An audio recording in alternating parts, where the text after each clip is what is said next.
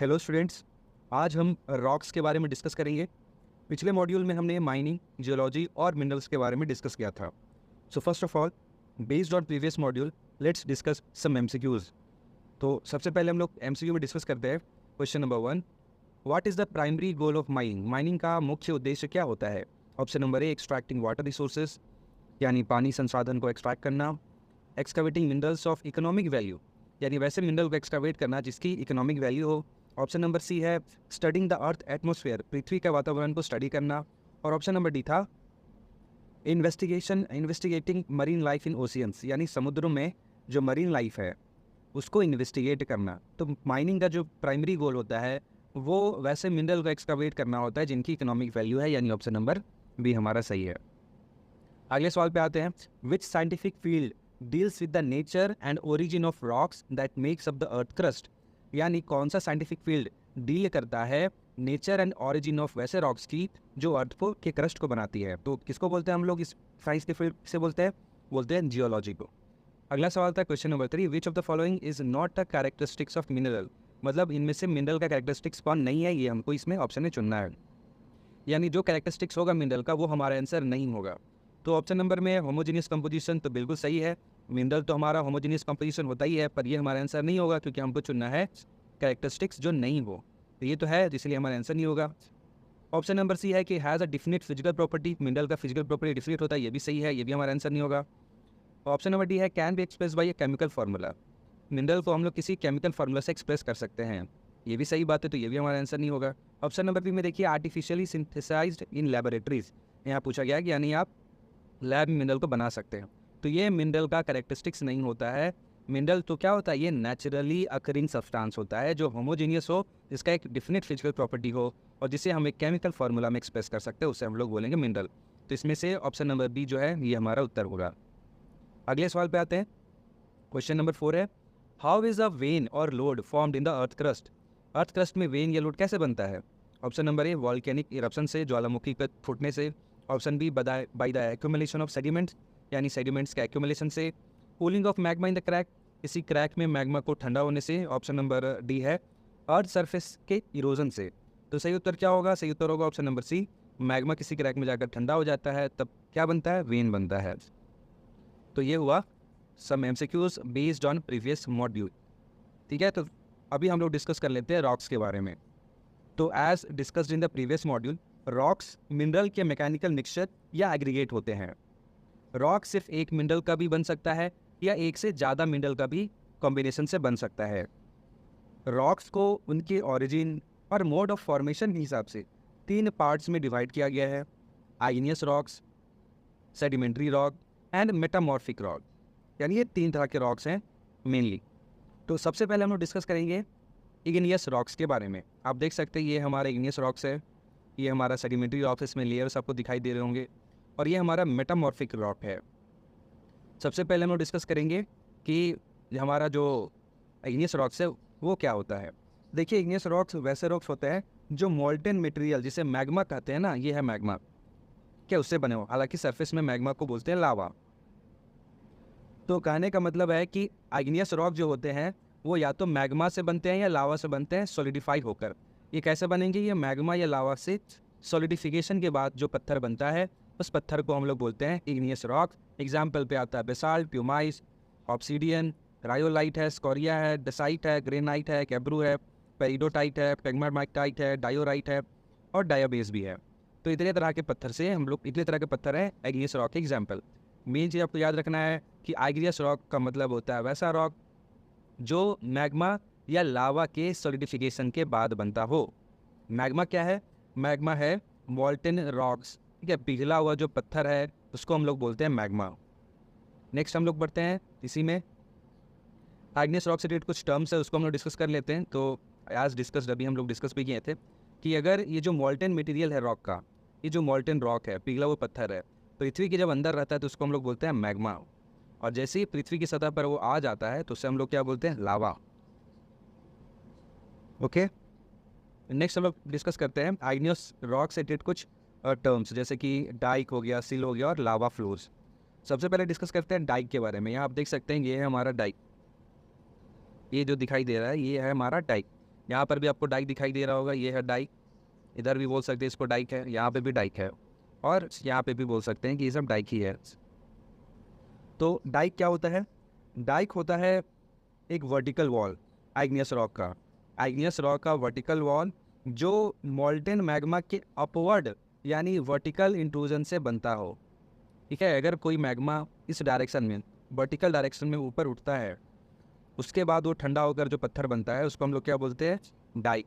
यानी डाइक हमेशा क्या रहेगा? वर्टिकल रहेगा, सीधा रहेगा।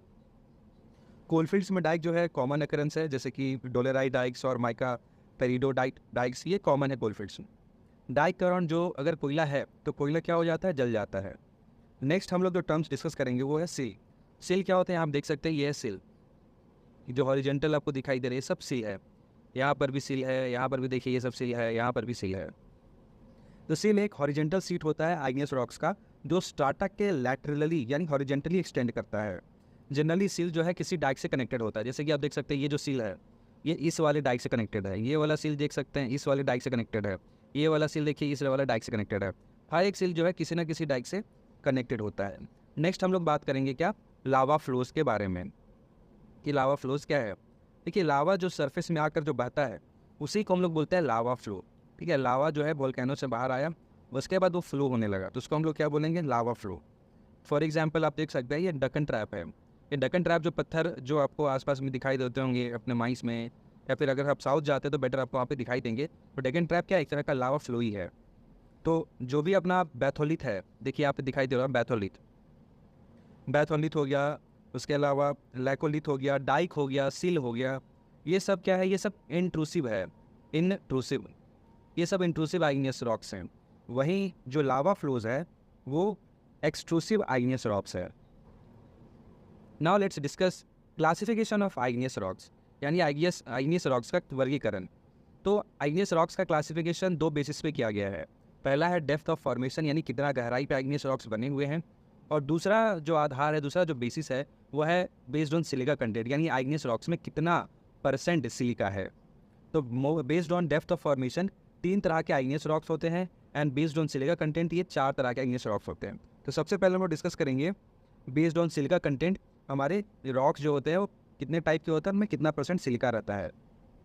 जो सिलिका % के आधार पर अगर आइग्नियस रॉक्स की बात करें तो 4 प्रकार के होते हैं। पहला है एसिड रॉक्स है, या एसिडिक रॉक बोल सकते हैं। इसमें जो सिलिका का जो % होता है वो 65% से ज़्यादा होता है। इसका एग्जाम्पल कौन है? ग्रेनाइट पत्थर जो है वो अपना क्या है? एसिड रॉक्स का एग्जाम्पल है। दूसरा एसिडिक रॉक्स बोलते हैं इसको, एसिडिक रॉक बोल दीजिए इसको।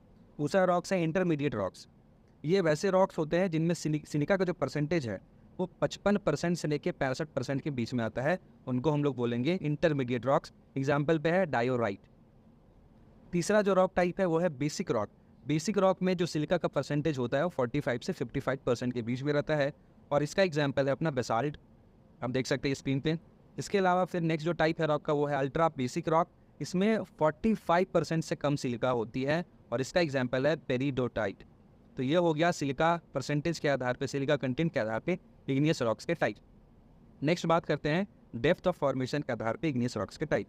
तो सबसे पहला रॉक टाइप है प्लूटोनिक रॉक, दूसरा है एपिपेसल, और तीसरा है वॉल्केनिक रॉक। आप देख भी सकते हैं कि सबसे नीचे सबसे गहरा में जो आपको रॉक्स फॉर्म होता है उनको बोलेंगे प्लूटोनिक रॉक। ठीक है, जो सरफेस से सबसे ज़्यादा गहरी हो सकते हैं जो रॉक्स का फॉर्मेशन होगा वो प्लूटोनिक होगा। ठीक है, इसके ऊपर कौन सा रहेगा? इसके ऊपर रहेगा एपिपेसल रॉक, और सबसे सरफेस में जो रहेगा नज़दीक, सरफेस से जो सबसे नज़दीक रहेगा उसको बोलेंगे वॉल्केनिक रॉक, या सरफेस में जो रॉक बन जाएगा इग्नियस रॉक्स उसको बोलेंगे वॉल्केनिक रॉक। ठीक है, तो प्लूटोनिक रॉक्स क्या होता है? सबसे ज़्यादा डेप्थ पे रहता है, स्लो कूलिंग से बनता है, और इसमें जो क्रिस्टल होते हैं वो लार्ज बनते हैं, बड़े बड़े क्रिस्टल मिलेंगे, फोर्स रहते हैं। एग्जाम्पल पे क्या है प्लूटोनिक रॉक्स का? अपना ग्रेनाइट। ग्रेनाइट किस रॉक का एग्जाम्पल है? प्लूटोनिक का एग्जाम्पल है, यानी सबसे ज़्यादा गहराई पे आपको ये रॉक मिलेंगे अगर आइग्नियस रॉक्स की बात करें तो। उनमें से ये एक है। दूसरा है एपिपेसल रॉक्स, ये इंटरमीडिएट डेप्थ में मिलते हैं। कॉम्परेटिवली जो है ये फास्टर इनका रेट ऑफ कूलिंग होता है, और इसमें जो क्रिस्टल होते हैं वो छोटे छोटे क्रिस्टल आपको इसमें दिखाई देंगे। एग्जाम्पल में क्या है? डोलेराइट, ये एपिपेसल का एग्जाम्पल है। तीसरा टाइप है रॉक्स का वो है वॉल्केनिक रॉक्स। वॉल्केनिक रॉक जो वैसे इग्नियस रॉक जो सरफेस पे बनते हैं, इनमें बहुत ही ज़्यादा फास्ट कूलिंग होती है, यानी सबसे ज़्यादा फास्ट कूलिंग इन्हीं में होती है वॉल्केनिक रॉक्स में, और इनमें कोई भी क्रिस्टल नहीं रहता है। इनका जो टेक्सचर होता है वो ग्लासी टेक्सचर होता है। तो इसका एग्जाम्पल कौन है? इसका एग्जाम्पल है अपने बेसाल्ट। तो ये हुआ इग्नियस रॉक्स के बारे में। नेक्स्ट अभी हम लोग बात करेंगे सेडिमेंट्री रॉक्स के बारे में। सेडिमेंट्री रॉक्स वो रॉक्स होते हैं जो प्री एग्जिस्टिंग रॉक्स के ब्रेकअप और डिकम्पोजिशन से बनते हैं। ये डिपोजिशन लेयर्स में होता है, इसलिए आप देखेंगे सेडिमेंट्री रॉक्स में हमेशा लेयर होगा, कोई ना कोई यहाँ पे हमेशा लेयरिंग आपको दिखाई देगी। वाटर, विंड, ग्लेशियर के थ्रू रॉक्स के जो सेडिमेंट्स होते हैं वो ट्रांसपोर्ट और डिपोजिशन होते हैं।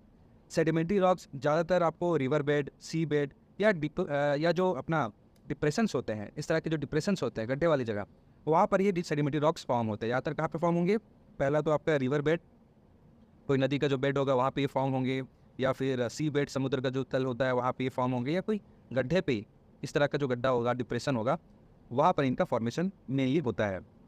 कुछ सेडिमेंट्री रॉक जो होते हैं वो प्लांट्स या एनिमल के रिमेन से बनते हैं। फॉर एग्जांपल फूल प्लांट्स के रिमेन से बना हुआ है।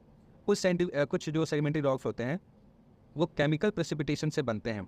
फॉर एग्जांपल अपना लाइम स्टोन हो गया, अपना ये देखिए ये लाइम स्टोन है, इसके अलावा हेमाटाइट हो गया, अपना जिप्सम हो गया, ये सब क्या है, ये केमिकल प्रेसिपिटेशन से ही बनते हैं सेडिमेंट्री रॉक्स।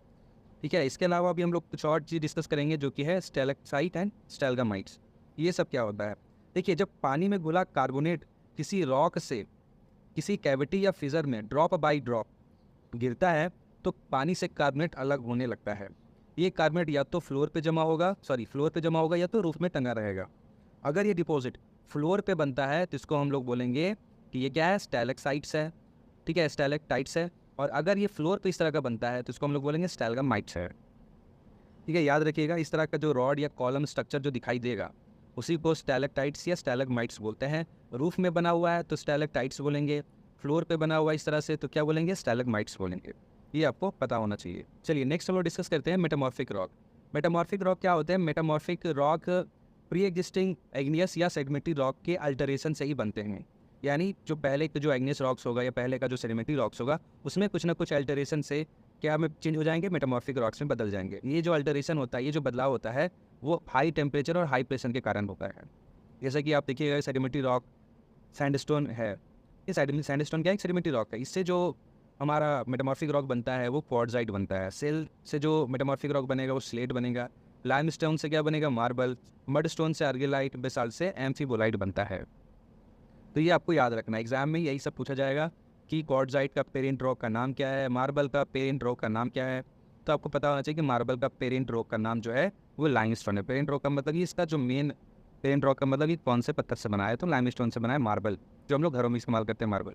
इसके अलावा देख सकते हैं इसके एग्जाम्पल हैं marble, anthracite, gneiss, hornfels, mariposite, novaculite, quartzite, phyllite, slate हो गया, सोपस्टोन, स्कैर्न, स्किस्ट, ये सब मेटामॉर्फिक रॉक्स के टाइप्स हैं। ठीक है, ये सब मेटामॉर्फिक रॉक्स ही हैं एक्चुअली। तो ये थी रॉक्स की बेसिक इन्फॉर्मेशन। अगली क्लास में हम लोग रॉक स्ट्रक्चर पर एक्सप्लोर करेंगे। अपने क्वेश्चन और डाउट जरूर लेकर आइएगा। मिलते हैं एक और ऐसी वीडियो में। टिल देन एज ऑलवेज, जय हिंद, जय भारत।